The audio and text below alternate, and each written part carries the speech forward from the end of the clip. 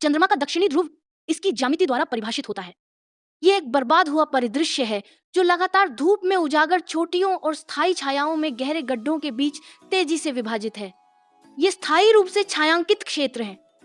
सूर्य के उथले कोण के कारण ध्रुवों पर इन गहरे प्रभाव क्रेटरों के फर्श ने अरबों वर्षों में सीधे सूर्य के प्रकाश को नहीं देखा है। इंजीनियरों के लिए यह अंधकार एक बाधा है। सौर ऊर्जा के बिना बैटरी को रिचार्ज करने के लिए और तापमान के लगभग शून्य तक गिरने के साथ मानक इलेक्ट्रॉनिक्स कुछ घंटों में जम सकते हैं और विफल हो सकते हैं। इन जोखिमों के बावजूद एक विशेष बाहरी आवश्यकता की उपस्थिति अंतरिक्ष एजेंसियों को इन सटीक क्रेटरों को लक्षित करने के लिए मजबूर कर रही है। इन ठंडी छायाओं के भीतर छिपा हुआ पुरस्कार प्राचीन जल बर्फ है। यह बर्फ सूर्य के प्रकाश में चंद्रमा की धूल से बंधे जल अणुओं से अलग है।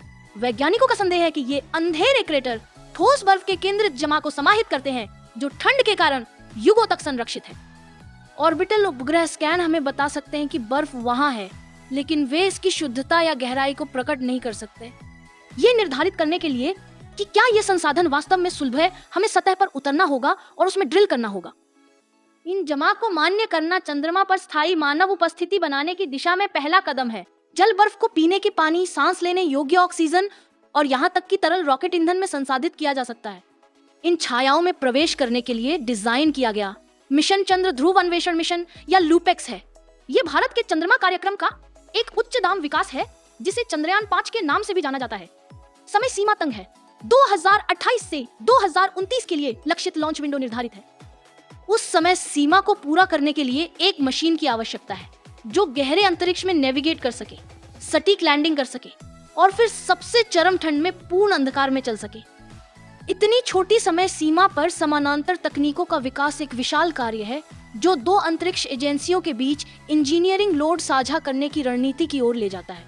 ये अद्वितीय गठबंधन भारत के इसरो और जापान के जाक्सा को एक साथ लाता है। योजना एक सख्त श्रम विभाजन पर आधारित है जिससे प्रत्येक देश अपने बजट और विशेषज्ञता को मशीन के एक आधे हिस्से पर केंद्रित कर सकता है। भारत लैंडर के लिए जिम्मेदार है। इसरो को भारी डिलीवरी सिस्टम का इंजीनियरिंग करना होगा जो पूरे पेलोड को परिवहन करने और चंद्रमा के दक्षिणी ध्रुव की ओर उतरने में सक्षम हो। जापान रोवर प्रदान कर रहा है। जाक्सा उस विशेष अन्वेषण वाहन का निर्माण कर रहा है जो लैंडर से अलग होगा और स्थायी छायाओं में कार्य करेगा। इस कॉन्फ़िगरेशन में भारतीय लैंडर स्थायी आधार और संचार केंद्र के रूप में कार्य करता है, जबकि जापानी रोवर अंधेरे में सक्रिय शिकारी के रूप में कार्य करता है। ये यांत्रिक सहजीवन मिशन का मूल है। सफलता लैंडर के सतह पर पहुंचने और रोवर के खोज में जीवित रहने पर निर्भर करती है। 2029 तक योजना यह है कि ये रोवर लैंडर के रैंप से नीचे उतरे और टर्मिनेटर लाइन को पार करे, सूर्य की रोशनी को पीछे छोड़ते हुए। लूपेक्स अंतरिक्ष यात्रा के अगले चरण के लिए एक ब्लूप्रिंट के रूप में कार्य करता है। ये प्रदर्शित करता है कि उच्च जोखिम लक्ष्यों को लक्षित अंतरराष्ट्रीय सहयोग के माध्यम से प्राप्त किया जा सकता है। सुलभ जल बर्फ का पता लगाना दक्षिणी ध्रुव की स्थिति को एक खतरनाक बंजर भूमि से एक महत्वपूर्ण ईंधन भरने और संसाधन केंद्र में बदल देगा। संयुक्त मिशन केवल जमी हुई पानी की खोज से अधिक है। यह चंद्रमा को सौर प्रणाली में गहरे मिशनों के लिए एक स्थायी आधार में बदलने का प्रयास है।